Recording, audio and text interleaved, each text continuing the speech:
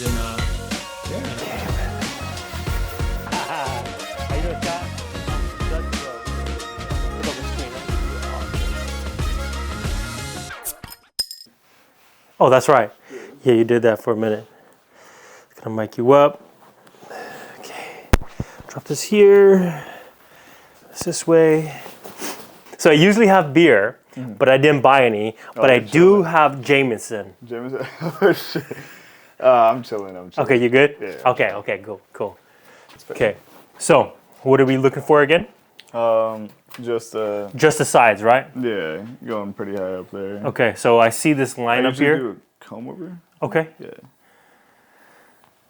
Other than that, I have no idea. You want to go up to where this line ends? I mean, it starts right here. See that? Up here, all the way up here. You can So- also just make me look pretty. Okay. Okay, so state your name and what you do. All right, I'm Dakota Lynch, and I work at Dutch Bros. Hey, I have been for the past 7 years. So and how's that experience going? it was good. It was good. Yeah, it was good. What happened for it not to be good? I was over in Medford and it got super political. Oh. And, yeah, it's a whole politic area over in that. Uh-huh. And I was dating a girl, and yeah, she. I know there's two sides to every story, but she helped me get fired from Dutch Bros. She helped you get fired? Yeah. Like on purpose? Yeah, and like all of her people over there, she made friends with higher ups before I was able to. Uh-huh. And when she and I split up, I made everything easy on me and her. I was like, hey, you could have the house. Like, we bought a house together and all. And then she was just jealous, and she was just one of those type of people who, if I can't have you, no one else can. I'm the best thing that's ever happened to you and will ever happen to you. And, Dang. I mean, have you seen you? Oh, right. It was a good time, you know. Yeah. So you currently working at Dutch Bros here, but in town? Yeah. Okay. Yeah. Working here. I found out I wasn't supposed to get rehired, apparently. Oh, you're not supposed to? Yeah, and thankfully I did. I got hired again. The job is super simple, but it's a good time. Just, for me, I got the short end of the stick. Yeah. But nonetheless, I definitely suggest it to anybody.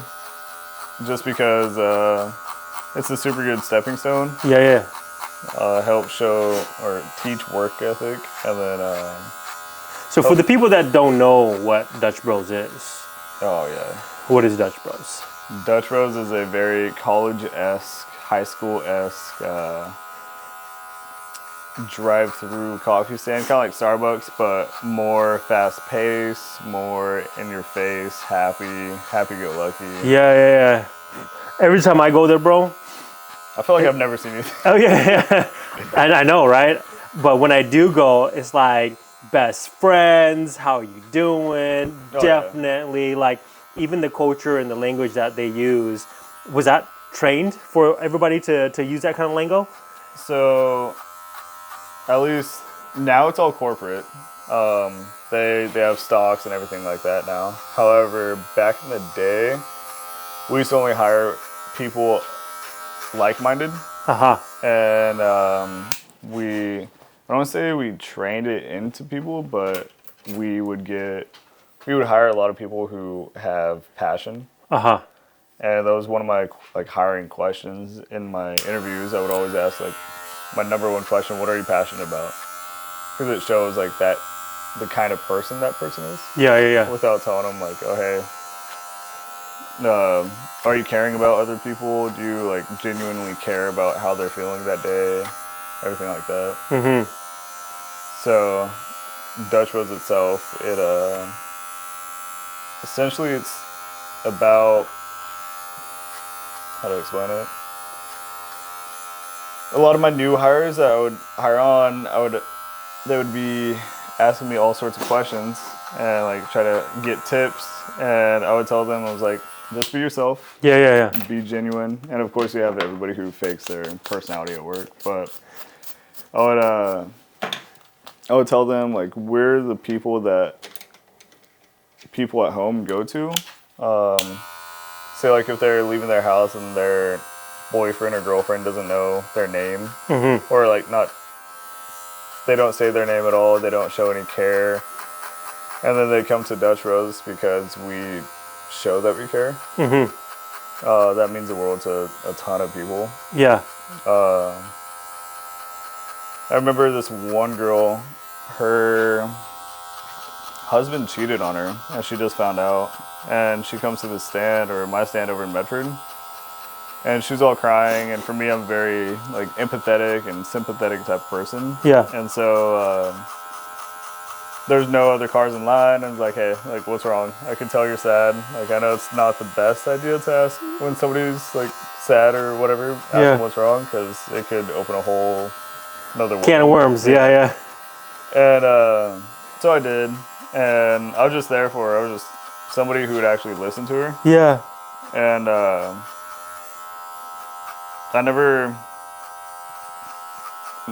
I try my best not to say I'm sorry to people. Yeah. Because I feel like that's kind of like,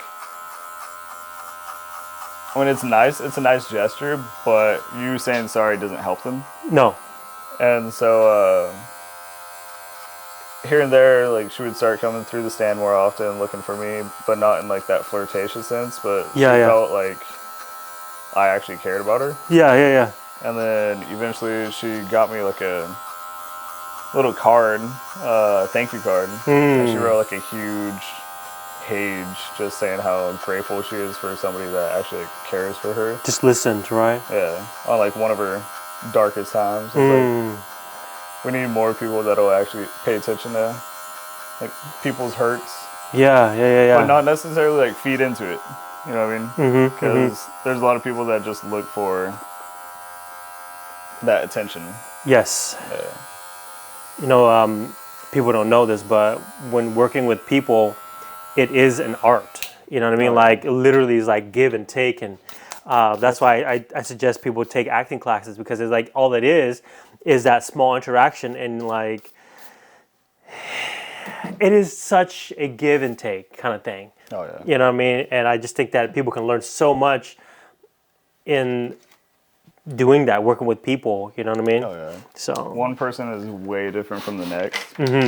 Like, of course, working at Dutch Roads again, one of my favorite spots or positions to be at is being outside and grabbing people's orders. Just because I could talk to whoever. Yeah. Like, talk to every single person that comes through. Yeah. And you have those people constantly who just don't want to talk to you. And I mean, you can be mean back, but it doesn't help anything. Yeah, of course. But you, for me, I just understand them, like, they don't want to talk to me. There's many of reasons why they don't want to talk to me, but I just move on to the next person. I find my audience. Yeah. And, like, I'll talk to an older lady way different than I would talk to a older male.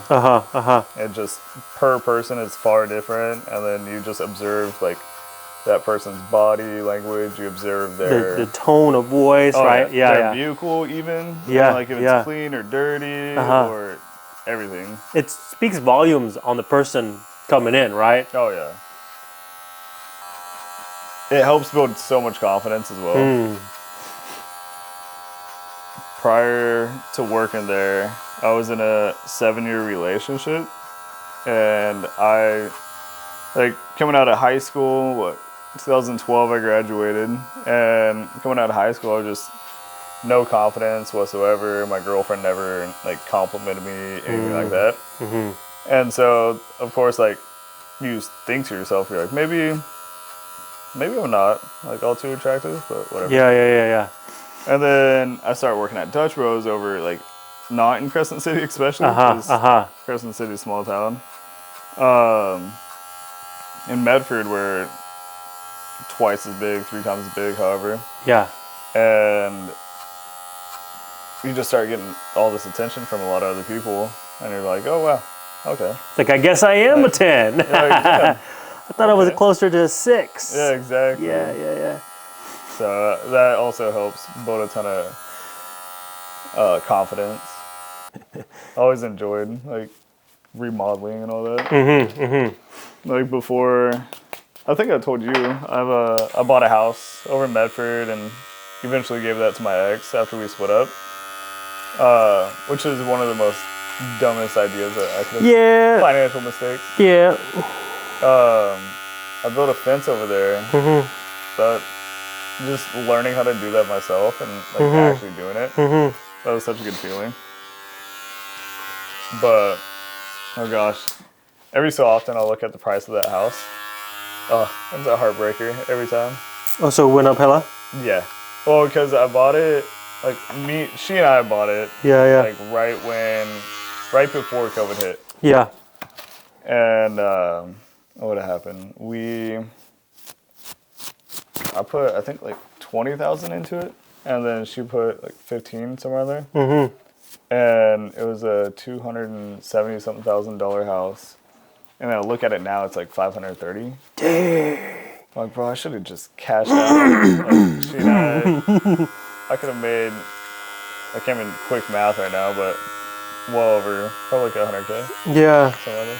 I just, when you're growing up trying to be a good man, first off, because the way you were raised too, you know, we were raised to be traditional, you provide, you do this, you just figure shit out, you know what I mean?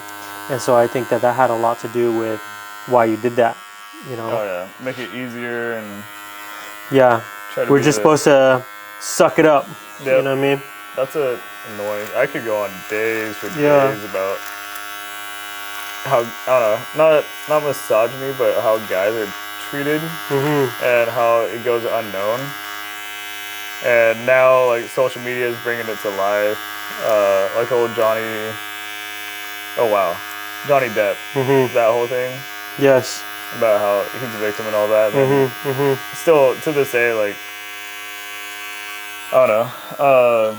With guys being victims, I'm just like, dude, women, like, I love women, all of that. Like, don't get me wrong, but it's still like, scary. Everybody's terrible to each other, but... It is. See, the thing is that, like, Chris Rock said it best, man. You know, women, children, and pets, I mean, dogs, basically, are loved unconditional, and men are loved under the condition that they can provide something. Exactly. You see what I'm saying? So, me and my wife did this whole Tinder thing where she made a profile and I made a profile. You know what I mean? She just put pictures of her sweats and whatever, right? Yeah. She got so many hits, and I'm over here freaking trying. You know what I mean? Yeah. Straight flexing. I literally just uninstalled it, delete my account, all that stuff. You know what I mean? Okay, you win. Your heart's just broken. Yeah. Like, you win. You know, like, okay. But, dude, I'm telling you, man, like, I wish I had big boobs and a pretty face so I could be an Instagram model on Instagram and do nothing with no talent. Oh, yeah. You know what I mean? Like, you don't have to do anything. And it's not talking like just a cliche, like, oh, yeah, if you have big tits and like pretty smile. Yeah. Like, don't get us wrong, we love big tits, right? Oh, yeah. But any pretty faced girl, if they really put themselves out there enough, aka Onlyfans, you know? Yeah, oh yeah. They could make it so far with that, and then guys over here, we're trying our asses off, just trying to, like, we will hold 2 jobs and still try to make it home for dinner, and try to be there for the kids. Yep. And little do we know, like, old freaking, I don't know, Sam, like 4 streets down, and just hit up your girlfriend because he has more time. Oh, yeah, but you're providing, and yeah, that part is just insane to me. Yeah. But there are those, like, amazing women out there. Oh, for sure. I like to think that I have one, but, you know, she is she's the wedgie in my asshole that I cannot get out. You know what I mean? Yeah. But in the end... That's a good thing if she's up there that far. Yeah, right? It's like, dang it, man. I would just get your... Like, you can't pick it either. You know what I mean? So... I would much rather a girl, like, be obsessed with me than be distant. Because, I don't know, like, growing up, I've always...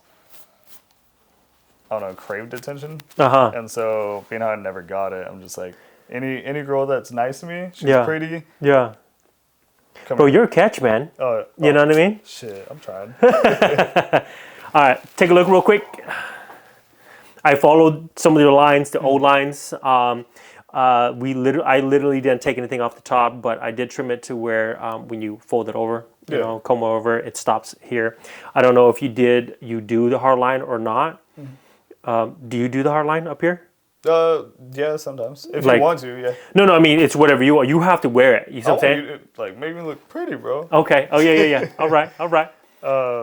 But anything you want to do. Okay. And my hair grows out pretty quick, so. All right. I won't be wearing a hat for, what, a week and a half, 2 weeks. All right. And I'll slap that thing on. Yeah. What were we saying? Craving attention? Oh, yeah. Just, I don't know, for me, if a girl's nice to me, she's pretty. And if she's nice on a consistent basis, I'm just like, you have my heart. Yeah. Like, we've been there. We know what it's like to be not treated right. Yeah. I actually was married at 21. Oh, you were? Yeah, I was. I married at 21. She was from Texas. Her name was Johnny. Right. She looked like the girl from The Notebook. Okay. You know what I mean? And but she had 2 kids. She came with a history. She came with a past. Yeah, that part's hard. And I'm just like, yo, like, let me teach this girl what a real man's supposed to be like, right? So forget the red flags, forget everything bad. You know what I mean? I'm going to treat her good and she's going to treat me good. And after 9 months, we got a divorce. No. She cheated with the guy next door. You know what I mean? I didn't mean to bring it that home. Oh, no. Sam, just a few doors down. Yeah, for real. You know, so it was a guy that I knew personally in high school. So how we got together was she lied to me saying that her and her fiance was breaking up, but she still had a ring. He lived in the house he was paying for, all that stuff, right? Did not know that. Red flag. He came over one day and he was like, yo, you know, you think she's engaged to me. We're supposed to get married. And you think that and she's doing this to me. You don't think that she can do this to you? You know what I mean? Bro, those words stuck with me forever. Oh, yeah. And after she left me, she did exactly the same thing. I passed those kind words on to the next guy. Yeah. You know what I mean? I wrote a note because I couldn't be there because I would have beat his ass, you know? Yeah. And so I just literally said, hey, I was married to her. I was the father to her 2 children, and she still fucked me over. Yep. You know what I mean? 100%. Like, and you don't think she's gonna be able to do that to you? So, long story short, she did that to him too. And then 3 years down the line, we see him at the bar, and my other buff Asian guy was like, "Hey, yo, guess who's here?" Like, hella drunk, you know what I mean? Standing in front of him, and he's just like there by himself, like, "Oh shit, like, I'm about to get my ass beat." And so I go there and I tell him, "I got this. Don't worry about it." And he's over there like, "Okay, just give me the word, man," because he's hella drunk too. And literally, I sit down with him. I told him, "Hey, you know, I heard what happened. I heard that she did the exact same thing that she did to me, to you. And I apologize for that. I never had a problem with you. It was always been her. And you're not going to get your ass beat. Don't worry about it, right?" Freaking cried, right? Bought everybody shots all night because he was so appreciative. First off, he's not getting his ass kicked. You know what I mean? Exactly. And he was just like, "Yo, you're such a good guy. I knew you're married, but, you know, like, she manipulated him enough." You knew I was married? Yeah. You know, it's like, uppercut, you know? Yeah, you should keep your mouth shut. Yeah, but literally, you know, like, that's... Guys, as victims, we never talk about that, right? Because we're supposed to just figure shit out. You know what I mean? Like, I missed so many court dates, and I had to pay all these fines for all these other things. And I couldn't just say, because I didn't know that I was a victim. Hey, I was a victim of domestic violence. Yeah. I have a scar on my chest from when she bit me. You know what I mean? And no one called the cops or anything. If the cops would have been called. Like, yeah. Let's be honest. Yeah, like, she kicked down the door. You know what I mean? Like, literally domestic violence. And if this was the roles were switched, I'd have been in prison, kind of thing. You know what I mean? Yeah. Like, oh, this is for her safety, and we'll release you. We'll book you. We'll release you later. You know what I mean? But But yeah, I mean, it was crazy. I've never really talked about it. Oh yeah. You know what I mean? Yeah, that's insane. You know, you don't even know how many guys' stories similar to mine and yours, and we don't say anything about it. You know what I mean? We're just supposed to just figure it out, right? And it's such a powerful message that, you know, like, we are going through the things, and we do need to say something. We do need to stand up for ourselves. You know what I mean? But I don't think that'll ever happen. Let's be honest. Have you gave love another chance? Like, are you looking again? Oh my gosh, it's stupid, but yeah, all the damn time. Okay. I keep trying. So not everybody's like that. Not everybody's gonna treat you. They You know what I give mean? up and they want to go like screw all these girls over because their heart got broken one time. Which I mean, I get, but also like a hurt person's gonna hurt a person. Yes. Which like it's true to its fullest extent. So if you're being hurt by like a girl that you like, you got to know the fine line. Like, does she actually like mean everything she says, or is she just hurt from something you did or something from the past that they like did to her, and then you're doing it as well? Like, you gotta kind of evaluate everything. But are you talking like what's a tip I would give somebody that just trying to talk to another? Yeah, you know, like how about what's one of the tips that you would give somebody that's not very confident? That doesn't think that they're like go to the damn gym. Yeah, right. How would they do that? You know what I mean? Like, do they first have to be confident with themselves first, or? Oh, so okay, I think I see what you mean. It's funny. Do you know what Rizz is? Rizz. Yeah, I just recently learned because do you have TikTok? I don't. No. I like scrolling through TikTok, you hear people like, oh, like, let's see your Rizz game. And it's pretty much like your game. Like, are you able to talk to girls? Or gotcha. Like, whoever, like on the spot. And for me, I've never felt like I was confident enough. I never felt like I was able to talk to whoever. Like, of course, you see a pretty girl, like you're gonna.